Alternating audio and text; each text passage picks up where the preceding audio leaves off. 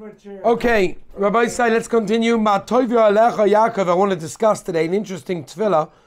Mah Toivu alecha Yaakov, Mishkanoi Secha Yisrael HaGavaldik, or your tents, Yaakov, your dwelling places of Klal Yisrael, Vani B'Rov Chastecha Ovoi Beisecha. Right, tremendous chesed. I come into your home, I come into your house. Ishtachava Heichal Kodshecha B'Yuasecha. I'm going to do Ishtachava. I'm going to bow to the Heichal, the holy Heichal B'Yuasecha, in tremendous awe. Hashem Ahavti Ma'oin Beisecha. Right, I love. Ma'oin is like the lashon of shelter of your house. U'Makoin Mishkan Kavoidecha, and the place where the covet of the Rabbeinu Shalom resides. V'ani Ishtachava, and I will bow down. Ve'echron, I'm going to bow, another lashon of bowing, different nishonis. Evrecha lefnei Hashem oisi. I'm going to kneel in front of the Rabbeinu Shalom. Oisi is the one that made me. V'ani tvilasi lecha Hashem eis rotzain. And me, my tefillah should be to the Rabbeinu Shalom. It should be dafka the eis rotzain. Eis rotzain is a time that the tefillahs will be accepted. Elokim b'roiv chazdecha, the Rabbeinu Shalom with tremendous chesed. Aneni, answer me, be'emes yishecha. Right, with the truth of your Yeshua's of salvation. Now, the obvious question that when we say this tefillah is, what is it doing over here? What exactly is this doing over here? Why are we saying this tefillah? And we all know that the makor of this tefillah is when Bilam Arosha came to go and curse Klal Yisrael. Bilam came to curse Klal Yisrael. He tried so badly to curse Klal Yisrael, but we know what he wanted to do didn't work out. And he ended up giving a bracha to Klal Yisrael.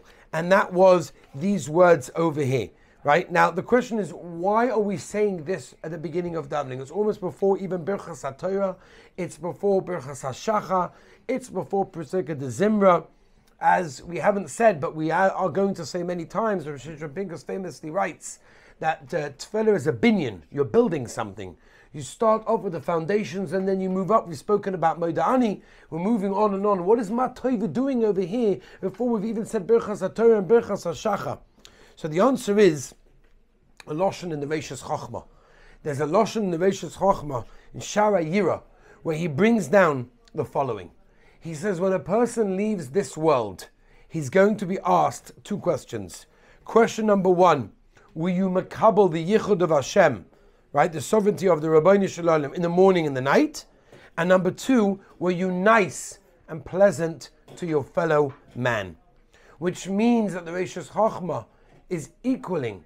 The Reishis Chochmah is paralyzing, putting them both together. The idea of being makabel the Rabbeinu Shalom and also ben Adam lechaveiro as well. Now, when does that happen? The words of Bilam was what? When Bilam wanted to curse Klal Yisrael, what happened? He came in and he saw that Klal Yisrael had arranged their tents in a way that the openings were not facing each other.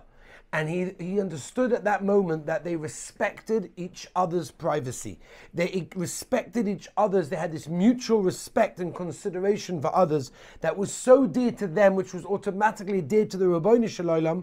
And he wanted to. Bilam's idea was to remind the Rabbeinu Shalom of the Egel Azav, but he understood that when they had that achtos, that respect for each other, then even mentioning the Egel Azav is not going to go along and incite Kaviyachal, the Rabbeinu Shalom's anger. And therefore, equaling and being equivalent, the idea of accepting the Rabbeinu Shalom and the idea of having respect for others is why we're saying this tefillah. Before we even start davening properly, we are accepting the Rabbeinu Shalom as the king, and by doing that, we're also accepting our love and our care and sensitivity for someone else. By the way, in many Siddurim, they have at this moment as well the famous Arizal, where the Arizal brings down as follows. I'll quote you the lashon. Koidim she'odam yisader tefilasa bebeis hakneses, says the Arizal, before a person sits and davens in shul, meparshas ha'akedah ve'elach, from the akedah onwards, tzorich she'ikabel olav mitzvahs v'ahavta l'reacha kamoicha. A person has to mekabel on himself the mitzvah of v'ahavta l'reacha kamoicha. It doesn't have it in every siddur, but you will find it in many siddurim. I know that Oz V'Hada, for example, has it, and others as well. It has Hareini mekabel olai mitzvah shel v'ahavta l'reacha kamoicha. And he explains, listen to this. This is the lashon of the Arizal. Ki al yedei zeh Tale tfilasei kulula mikol tfilas Yisrael v'tuchal ha'alos lemala v'lasos pri. That through this, all your tefillahs get connected and interwoven with all the tefillahs of Klal Yisrael, and through that, it can eventually reap the rewards and it can work. Therefore, Rabbi say, Mah Toivu alecha Yaakov. When we say this is when Balaam understood that Klal Yisrael was so intertwined, has so much respect and sensitivity for each other. That's why we say it over here.